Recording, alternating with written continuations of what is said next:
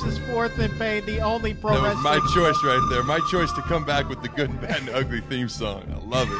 The only pro wrestling show hosted by an NFL player and a weight loss champion. And a Western theme song.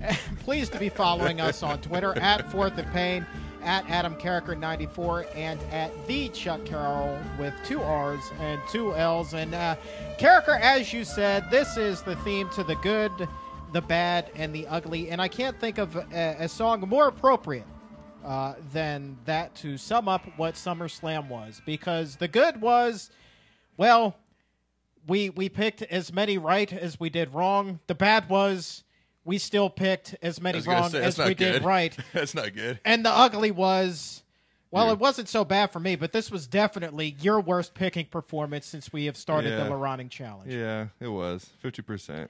WWE holds their second biggest pay-per-view of the year last weekend, SummerSlam out in Los Angeles. Of course, the big match on the card, Brock Lesnar versus Triple H. And oh my gosh, what a spectacle they put on there. Brock Lesnar coming away with the win. A match that you and I both correctly predicted. What I didn't see coming, however, was Triple H kind of signaling that may have been the end of his career. He walked up the ramp a la Shawn Michaels at the end of his career when he lost to The Undertaker for the second time at WrestleMania. It was very similar to that, so we'll see what comes of Triple H. But, of course, Brock Lesnar, your big winner. I hope it's not. I hope it's not the end of his career.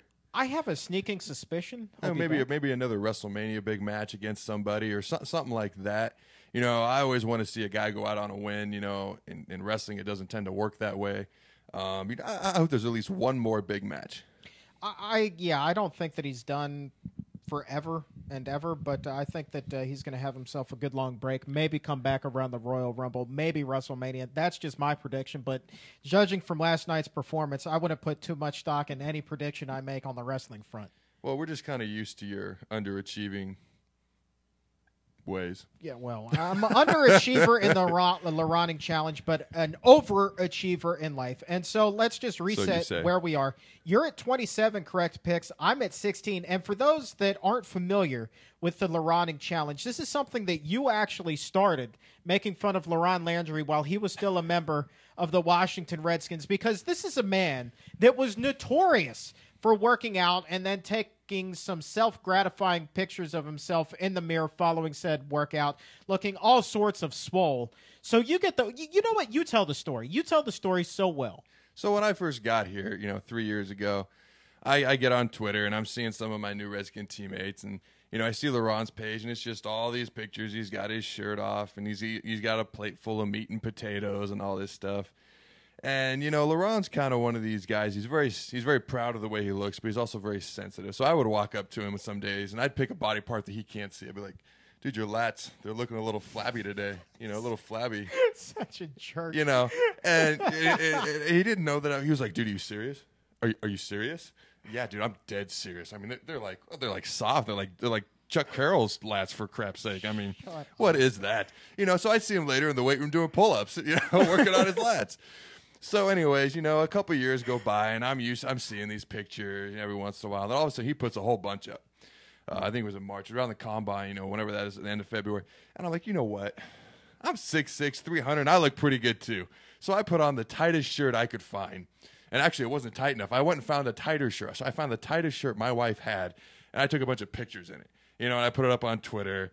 And I was actually losing circulation. I had to stop taking pictures. I was turning purple. And we had to take scissors to cut the shirt off me.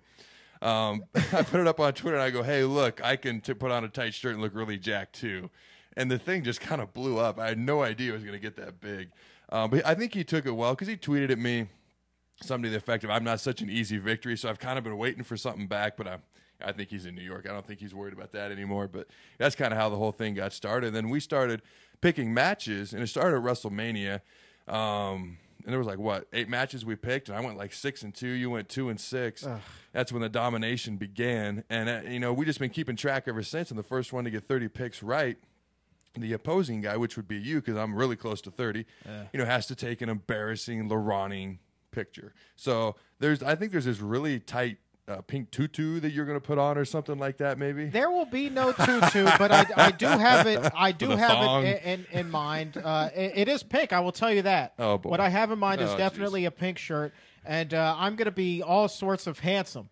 Not Borderline, see-through, is it? It is. Well, I don't think it's going to cover everything, goodness. but I promise I might you just start picking wrong picks on purpose. I I don't bu- want to see this. I will have on pants. I can guarantee you that. Thank you. But that is the LaRon Challenge. 27-16, first to 30. You are in a commanding lead. Those of you people that, maybe aren't so great at math like Chuck, that's domination, by the way. That is 27. That is just domination in picking matches. Utter, complete good. domination. Well, you didn't dominate last week at SummerSlam. Well, I told you I wasn't confident in my picks. I literally took 2 seconds. I have such a big lead. We each got 4, like, right? Here's kind of where we went wrong. We both said Alberto Del Rio was going to walk away with the World Heavyweight Championship. He did not. I was surprised at that. I really thought it was his time. Sheamus retained. And do you know why Alberto Del Rio did not win? I'm sure you're going to tell me. Because Mexican Rodriguez, Oh, gosh. Roberto Rodriguez, did not fly. I think you just butchered this man's name on purpose now. It's At a first it was an butchering of accident. respect. It It is a respect thing. You mock him, but I guarantee he can jump off the top rope and fly way better than you can. Rodriguez is a luchador.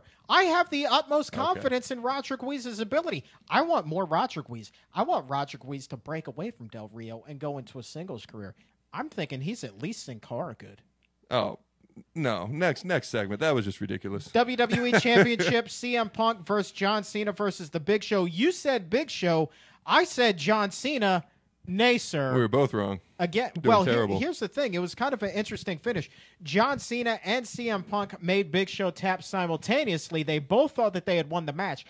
The general manager, AJ, comes out, orders the match restarted, at which point John Cena hits the attitude adjustment on Big Show, goes for the cover, but CM Punk then tosses Cena out of the ring, covers Big Show, 1, 2, 3. He retains the belt. Very well done match. I was very pleased. That was actually my pick for match of the night. Very good. Unfortunately, great match. Neither one of us got that correct. One that we did get right, your man Miz. The Miz is awesome. Retaining the Intercontinental title over Rey Mysterio, who was dressed like Batman for this one.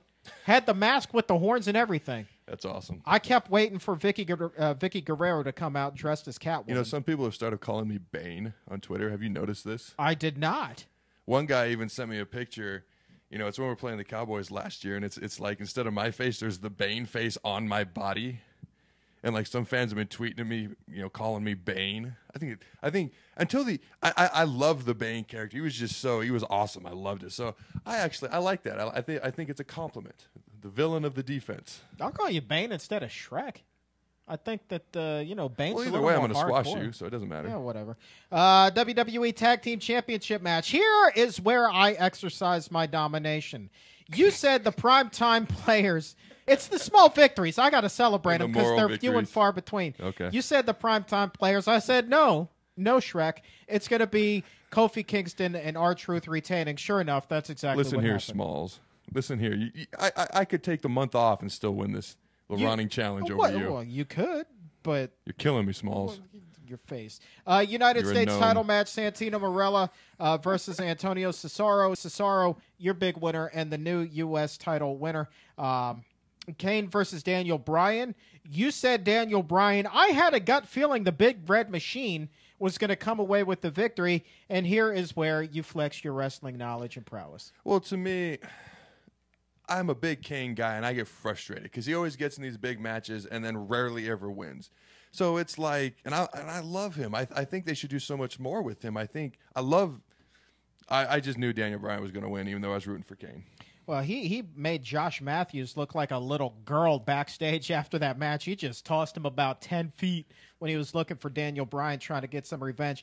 And then the last match on the card, Chris Jericho versus Dolph Ziggler, the last match that we picked, it actually led off the show. This is one that I did not see coming. Chris Jericho, who is on his way out of WWE, he won.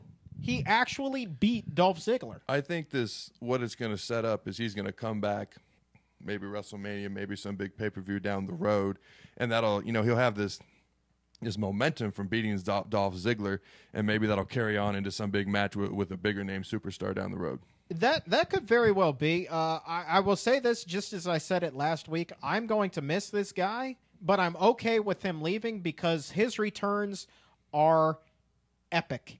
Absolutely 100% epic. There is nothing better than a Chris Jericho return. Now, you say that The Undertaker's return is better than Chris Jericho. I say nay. Y2J all day. Well, after something like that, what the heck am I supposed to say? I can rhyme too. So anyway, all show long, we've been teasing a big giveaway. Now, it's not just any giveaway. In fact, it's a Daniel Bryan DVD courtesy of our friends at WWE. Yes. Isn't it no now? It's no. Except yes, it is. It gets all confusing. But anyway, it's a Daniel Bryan DVD courtesy of our friends at WWE that we're giving away. And we're giving it away. We need followers on Twitter. We led off the show with this, and I'm not ashamed to give us another shameless plug at Fourth and Pain. You are going to need to follow us on Twitter at Fourth and Pain in order to be eligible for this giveaway. Now then, you need to follow us. Retweet the link that we put out at Fourth and Pain to the website, fourthandpain.com, where you will find 4, count them, 1, 2, 3, 4 trivia questions. It's not that bad. I mean, just give us a follow. RT, preferably the questions, or you can RT anything that we say, and then just answer the 4 questions. You got to get them correct, obviously. The first one to do, the RT, the follow, and the 4 correct questions gets the Daniel Bryan DVD. There's going to be a question about my friend Chucky here, be a question about WWE, about the Redskins, and one about myself. In fact, I will even let the cat out of the bag and let people know what the question is about me. Should I do that? Is that okay? By all Can I do means, that? man. Yeah, I'm gonna do it no matter what you 30 say. seconds. What the heck? What question? What position did I play in high school? Hint: it was not defensive end. Well, I did, but it was an offensive position. Let's do that. What offensive position did I play in high school? That is the question about offensive myself. position. Offensive. Well, you were an Iron Man, though. You went both ways in high school. I did. I was the only guy on the team that did go both ways on the football field. On Take that note, stupid smile off your face. This is Stop the camera. I need to punch him. wow.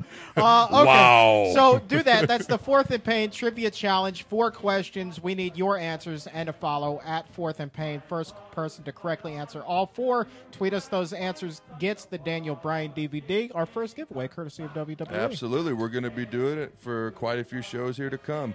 All right. So for Adam Carriker, I am Chuck Carroll. Thank you so very much for believing in us here at Fourth and Pain.